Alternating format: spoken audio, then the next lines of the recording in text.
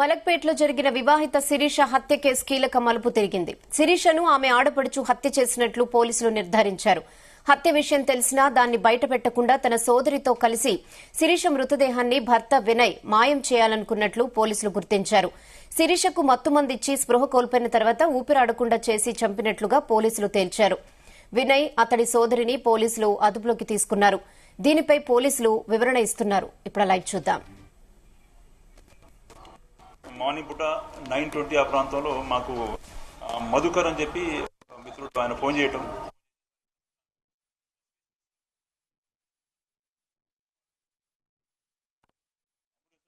వెహికల్లో తీసుకుపోతున్నా sir, dead body sir అని చెప్పడం వల్ల ఇమీడియట్ గా ఇన్ఫర్మేషన్ మా లోకల్లో ఉన్నటువంటి మా ఇన్స్పెక్టర్ గారికి, మా ఎస్ఐ గారికి చెప్పడం జరిగింది.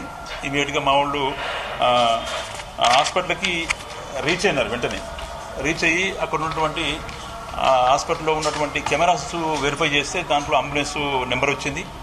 ఆ అంబులెన్స్ ద్వారా వాళ్ళు ఎవరైతే మాకు ఇన్ఫర్మేషన్ ఇచ్చిండో మళ్ళీ ఆయన ఫోన్ చేసేసి ఆ కన్సల్ట్ ఎవరైతే ఉన్నాడో, ఎవరైతే సస్పెక్ట్ ఎవరుకుంటో తీసుకుపోతారో ఆయన ఫోన్ నెంబర్ తీసుకొని వాళ్ళకి ఫోన్లో మన కంటిన్యూగా మాట్లాడుతూ ఉంటే లాస్ట్కు ఆమన్గల్లు పాస్ అవుతున్నప్పుడు ఆయన లైన్లోకి వచ్చినట్టు. ఎవరైతే ఇప్పుడు మాకు మన లిస్ట్లో ఉన్నటువంటి వినయ్ కుమార్, ఇది A2 ఎవరైతే ఉన్నాడో, అంటే ఎవరైతే చనిపోయిందో లేడీ, ఆ లేడీ వాళ్ళ హస్బెండ్ ఆయన ఇప్పుడు లైన్లోకి వచ్చినాడు. దా ఇన్స్పెక్టర్ గారు రమ్మని చెప్పమ్మా. భూపాల్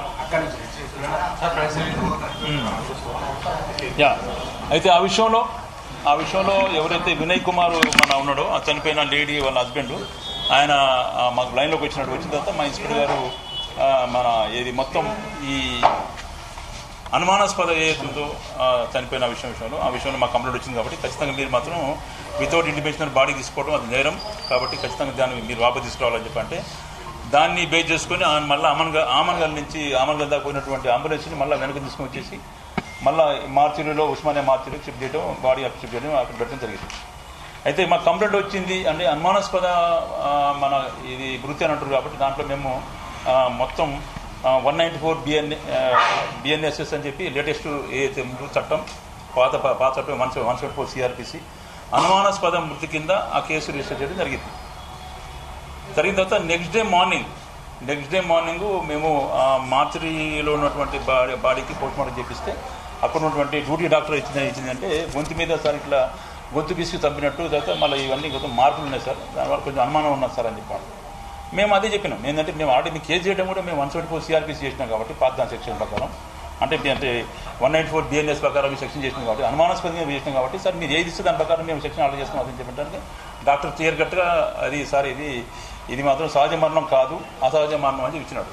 బేసింగ్ అందట్టు మేము సెక్షన్ ఆర్డర్ చేసేసి ఇది మర్డర్ కేసు కింద సెక్షన్స్ దాంట్లో పెట్టి ఆ సెక్షన్ ఏదైతే ఉందో సెక్షన్ ఆర్డర్ చేసినప్పుడు మన విషయం కూడా జ్యుడిషియరీ మన కోర్టు వాళ్ళకి మేము దాన్ని పెట్టడం జరిగింది.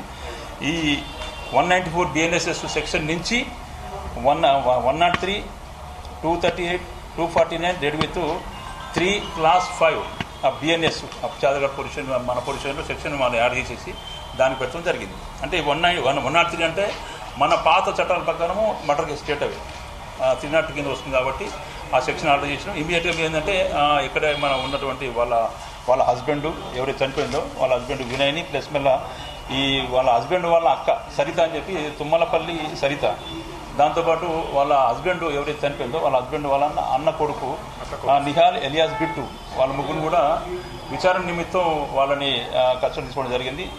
ఈ రోజు మార్నింగ్ వాళ్ళ ఇంటికాడ ఉన్నట్టు మన ఇన్ఫర్మేషన్ రాగానే మాకు వాళ్ళని అరెస్ట్ చేయటం, దాంట్లో క్లియర్ కట్గా మన ఇంటర్వ్యూస్ చేయగా దాంట్లో క్లియర్ కట్గా వాళ్ళు జరిగిన విషయాన్ని వాళ్ళు యాక్సెప్ట్ చేయడం. దాంట్లో ఎవరైతే ఉన్నదో ఈ తుమ్మలపల్లి సరిత, అంటే ఇప్పుడు చనిపోయిన ఎవరైతే లేడీ ఉన్నదో ఆ చనిపోయిన లేడీ పేరు మూగల శిరీష.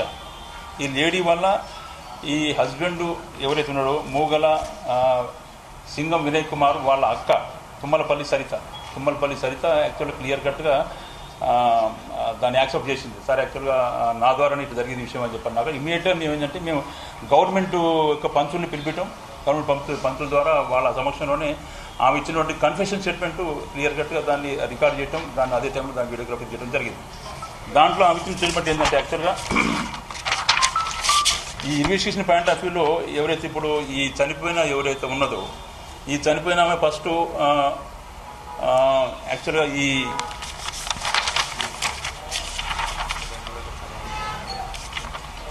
ఈ సరిత ఎవరైతే చంపిందో ఈ సరిత అనే మన కేసు ప్రకారం A1.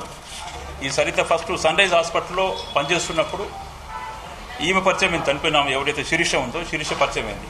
పరిచయం అయిన తర్వాత ఈ శిరీష ఆ బ్యాక్గ్రౌండ్ అని తెలుసుకునే శిరీష చెప్తుంటే నాకు ఎవరు నాకు లేరు, నాకు అనాథ ఉన్నాను చెప్పడం వల్ల యాక్చువల్గా శిరీష కూడా హాస్పిటల్ పనిచేస్తుంది కాబట్టి అదే సన్ రైజ్ హాస్పిటల్లో ఎవరైతే ఇప్పుడు శిరీష వాళ్ళ హస్బెండ్ వినయ్ కూడా అక్కడ మార్కెటింగ్ దాంట్లో పనిచేస్తున్నప్పుడు సరే మా తమ్ముడు ఉన్నాడు, మా తమ్ముడిని మ్యారేజ్ చేసుకుంటామని చెప్పిన తర్వాత కొన్ని రోజులు టైం తీసుకొని తర్వాత ఆ మ్యారేజ్కి ఆమె యాక్సెప్ట్ చేయడం జరిగింది. ఆ మ్యారేజ్ అయిన తర్వాత వాళ్ళు కొన్ని రోజులు చాలా హ్యాపీగా బతికినారు. దాని తర్వాత మళ్ళీ వాళ్ళకి ఒక పాప పుట్టింది. ఆ పాప తను నడుస్తున్నప్పుడు ఈ ప్రాసెస్లో భాగంగా ఆమె అక్కడి నుంచి ఈ హిమాయతంలో ఉన్నటువంటి సన్ రైజ్ హాస్పిటల్లోంచి ఆమె విత్డ్రా అయింది. ఎవరైతే చనిపోయిన శిరీష అంటే అక్కడి నుంచి ఆ పోస్ట్కి రిజైన్ చేసి మళ్ళీ కొన్ని రోజులు ఖాళీ ఉన్న తర్వాత మళ్ళీ బ్రీసిన్ కోన్ హాస్పిటల్ కాచిగూడ హాస్పిటల్లో ఆమె జాయిన్ కావడం జరిగింది. ఎందుకంటే ఈమె బేసికల్గా షీజ్ నర్స్ ట్రైనింగ్ చేసింది. ఆమె నర్స్ ట్రైనింగ్ చేయడం వల్ల హాస్పిటల్లోనే పనిచేసే అవకాశం ఉండదు కాబట్టి ఈమె హాస్పిటల్లోనే మన అదే వృత్తి కొనసాగిస్తూ దాంట్లో బ్రిసిల్ కోన్ హాస్పిటల్ కాచిగూడలో కొన్ని రోజులు మళ్ళీ అక్కడ అడ్మిట్ అయింది. మళ్ళీ అక్కడ జాయిన్ అయిన తర్వాత మళ్ళీ 2 years అక్కడ పనిచేసిన తర్వాత మళ్ళీ అక్కడి నుంచి మళ్ళీ పని ఒత్తిడి ఎక్కువ అంటే అక్కడ ప్రెషర్ ఎక్కువ అని చెప్పి మళ్ళీ అక్కడి నుంచి మళ్ళీ రిజైన్ చేసింది. మళ్ళీ కొన్ని రోజుల తర్వాత మళ్ళీ 2024లో వివేరా హాస్పిటల్ హిమాయత్ నగర్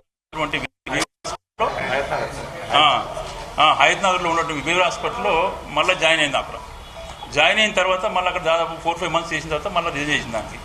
అయితే ఇప్పుడు ఎవరైతే ఈ సరిత ఉన్నదో ఎవరైతే ఇప్పుడు ఈ అమ్మాయిని ఇప్పుడు చంపిందో ఈ సరిత ఏమంటుందంటే అదే విషయంలో ఇద్దరి మధ్య రప్చర్ అయింది. ఇప్పుడు 1/3/2025 నైట్ 20